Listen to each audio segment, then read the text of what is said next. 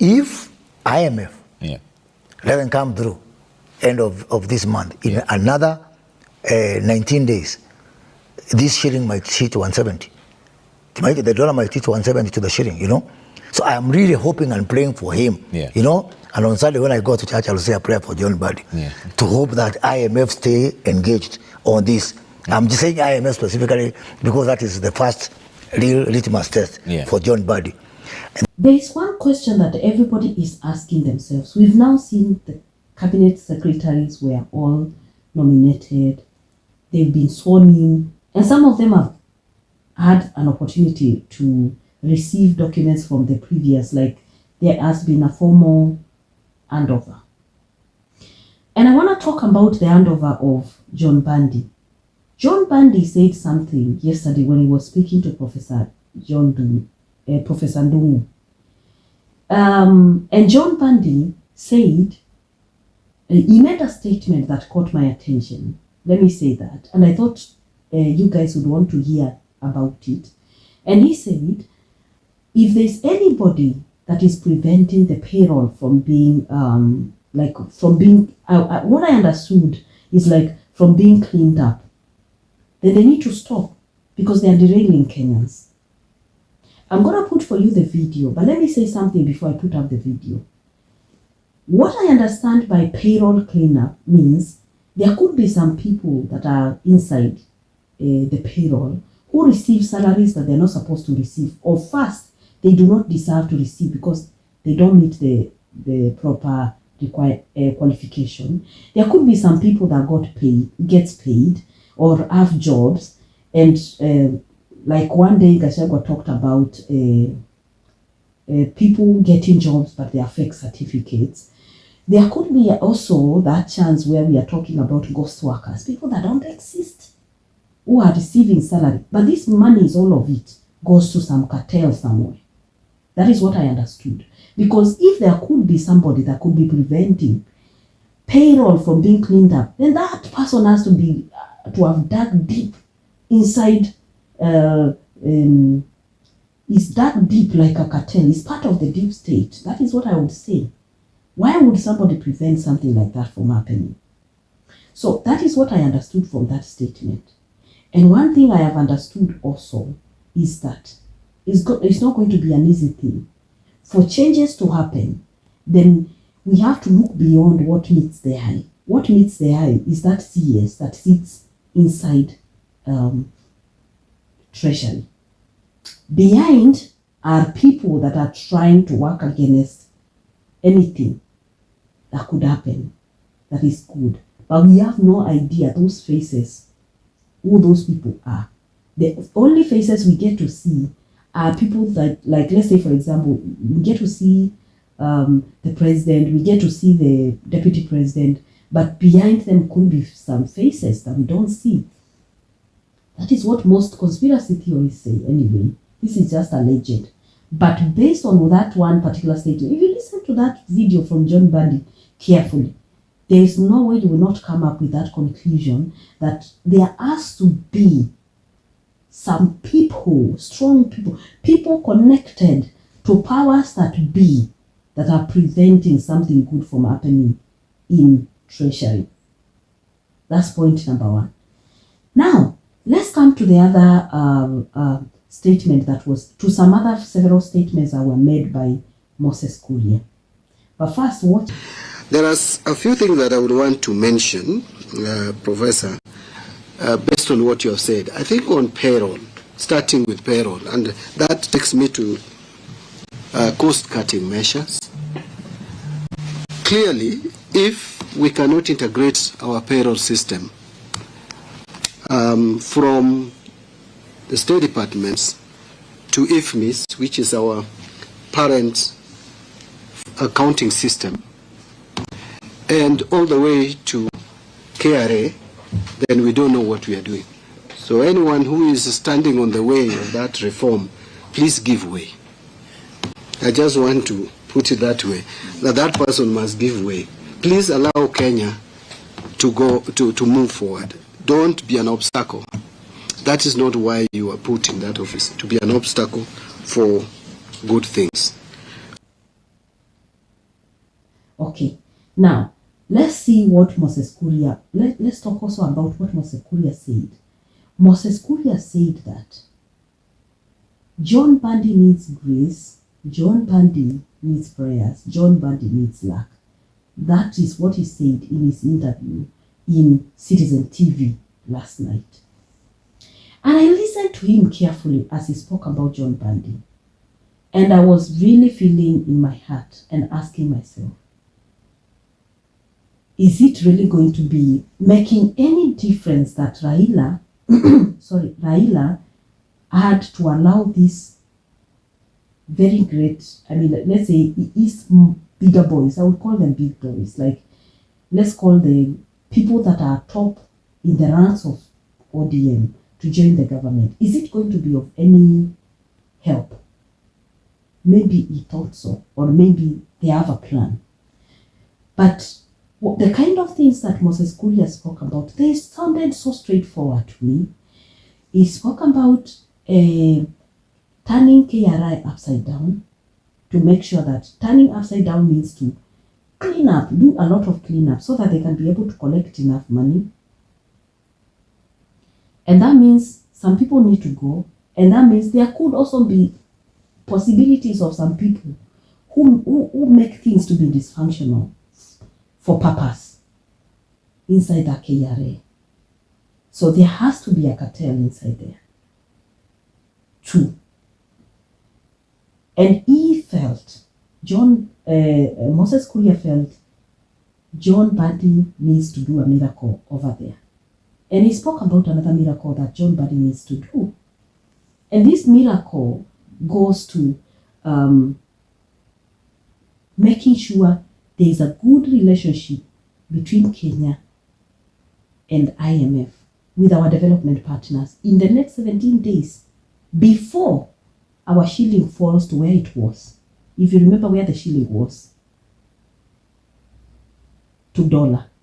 That is what he said. And he spoke about the way the markets were tumbling the other day. You know, that kind of instability. So he spoke about in the next 17 days, IMF has to come to our rescue. How that is going to happen, nobody has an idea. Remember, Kenyans have been having a problem with IMF. They've been talking about this loan, this loan, this loan, this loan. It's odious debt. So many people have spoken about it. Jimmy Wajigi has been speaking about it. This loan was taken, he never came to Kenya. This loan was taken, he never came to Kenya. It's not about the IMF loan, but he talked about the Euro bond. So, these issues that Moses Kuria spoke about, he also said that John Mbadi requires the political will from the president. That means there's nothing much that John Mbadi can do without the political will of the president. And this is where everything, this is where I would say the rubber meets the road. I'm going to attach to you that video of Moses Kuria as he spoke. But let me say a few more things. First and foremost, we do hope that John Mbadi is going to get that political will. And it is for the simple reason to be able to turn the economy around.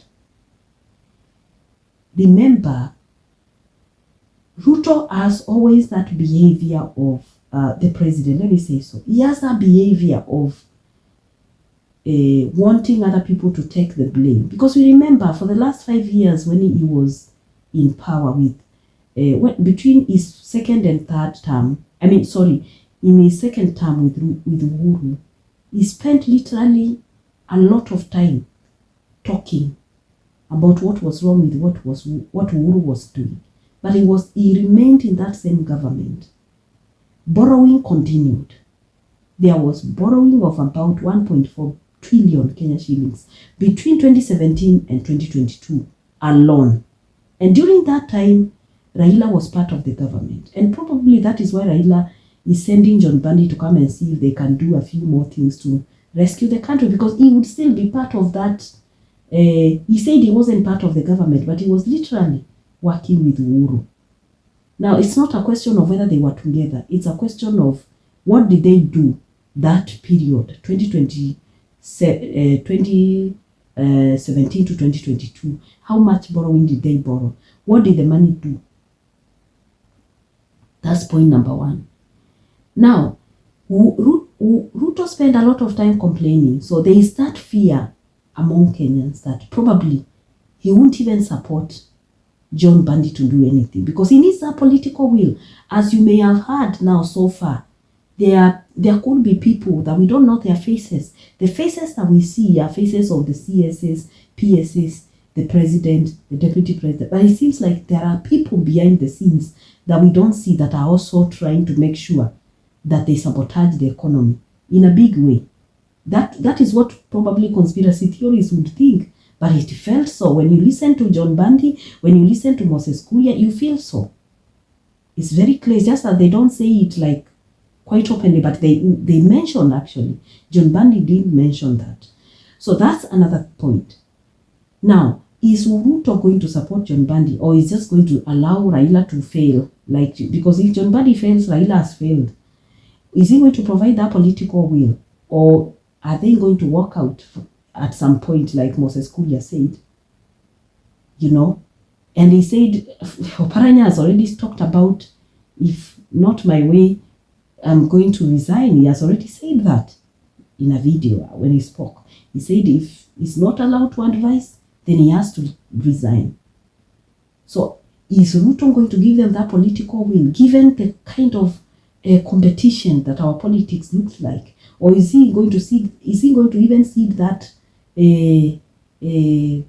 power? Because now it looks like, okay, Raila came out and said, they came and borrowed experts and I gave them. And Ruto is going around saying, they were calling me Zakayo, so I've called them so that we can all be called Zakayo. So are they going to do a good job, or are they just going to be talking to Kenyans from the two sides of their mouths? Because this is a real crisis. Another thing I want to say is that Moses Kuria spoke about, still on the part of that political will for John Mbadi, he spoke about the president trying to talk to our development partners. If you ask any Kenyan, they wouldn't even be thinking about we have a problem with our development partners at all. Because when they look at Ruto, they see him as the face of the development partners. They see him as the face of the West. They don't see him as one of us. They see him as that person that is negotiating on behalf of Kenyans to sell Kenya. So they are not thinking that we should be having a problem. They are thinking that he is not utilizing that opportunity very well for the benefit of Kenyans. He meant lots of trips. In fact, if we were to look at the last 2 years, we would see that he has made, like, let's say, 3, if on average is 3 trips per month in movement. So literally he is under siege. But the thing that Kenyans feel is that when it comes to him negotiating, he puts the development partners first and puts us second. Of course, we are at that particular point where we are desperate. But at the same time, Kenyans want him to still prioritize Kenya. And it is a very hard nut for Ruto to crack.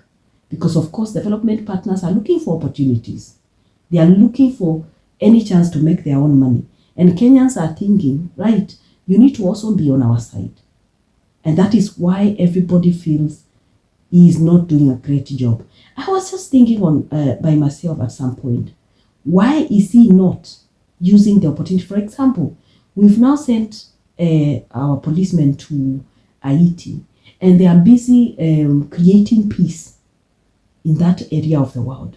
Who is going to benefit the most? Of course, the Haiti people, and at the same time, that is going to spill over to the US. So it's not like it's an immediate gain for Kenya. But what are we getting in return? There has to be something that we should get. And we should get some favors too, These are our personnel. We've trained them with our taxpayers' money.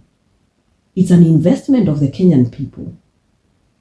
So what are we getting out of it? These are some of the things that Kenyans feel Ruto is not taking the opportunity. He's not using his opportunity well. And it is time he stopped moving around the country. I don't know, today he's in Nyamira, tomorrow he's in I don't know where. He needs to stop. And he needs to start speaking to the right people. And those are the people that Moses Kuria is talking about, the development partners. Because if Moses Kuria said, if nothing is done in the next 17 days before the end of this month, we're gonna go where we were with the dollar exchange rate. It's gonna fall. And with that, everything is going to be expensive. This is not the moment to talk about development of houses. If there is one development that Ruto should do, is to make sure that he cuts expenditure in the government. Let's say, for example, if people were if people were being offered tea in the offices, in most Western countries, nobody gets tea. You carry your tea bags from home, drink your tea in the office. So if there is any office, government office, receiving tea, that needs to stop because that is an expense.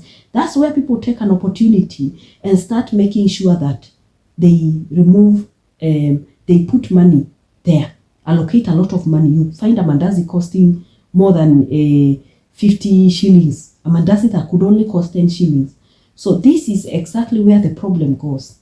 So people need to look at it more critically. And Ruto needs to support. This is not the time of competition.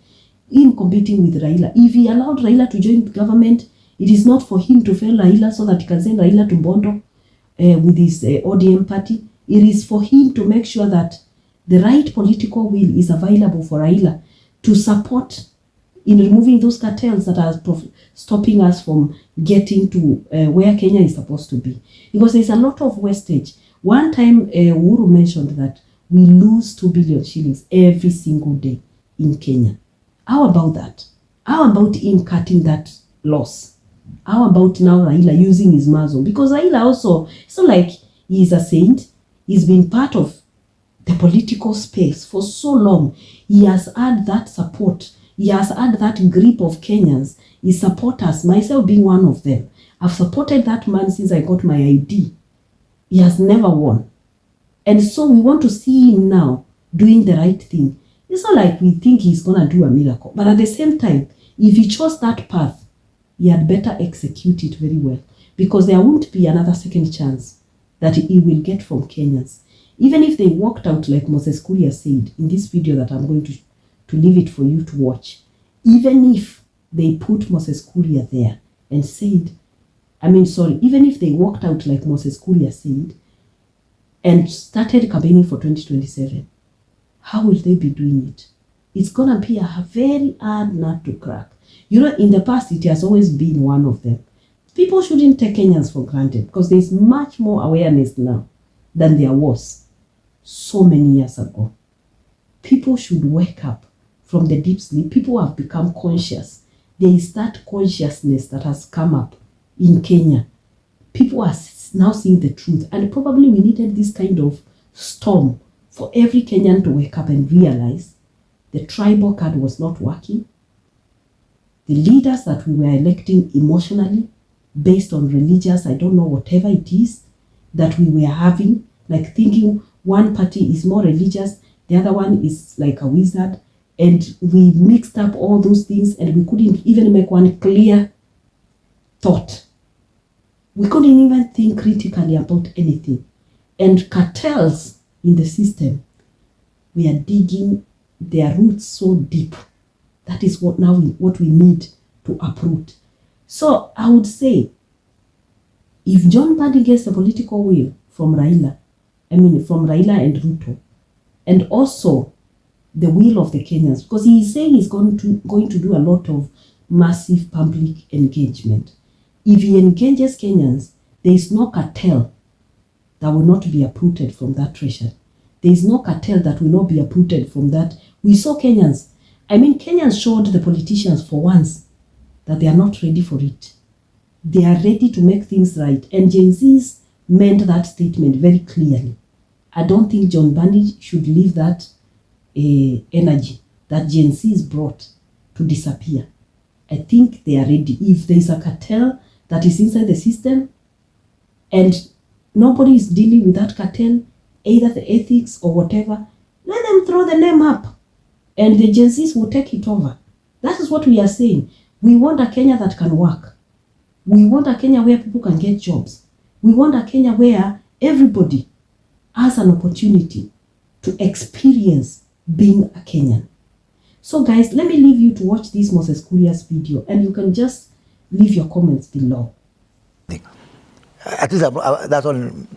If he doesn't do it, he can only refuse to do it. John Mbadi is a very stubborn man.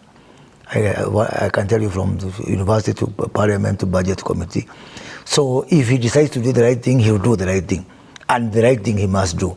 He must face all accounting officers, all ministries, departments, and agencies on the eye and tell them you've got to cut all that, all the extra fat. Yeah. The Will travels, he succeed? Knowing the bureaucracy around that you mentioned. Well, he needs help, and I think because he won't have the same kind of political baggage that some of us coming from the Kenya Kwanza side. I think if he comes as a rank outsider, he can be able to navigate that one. But that's only part of the story.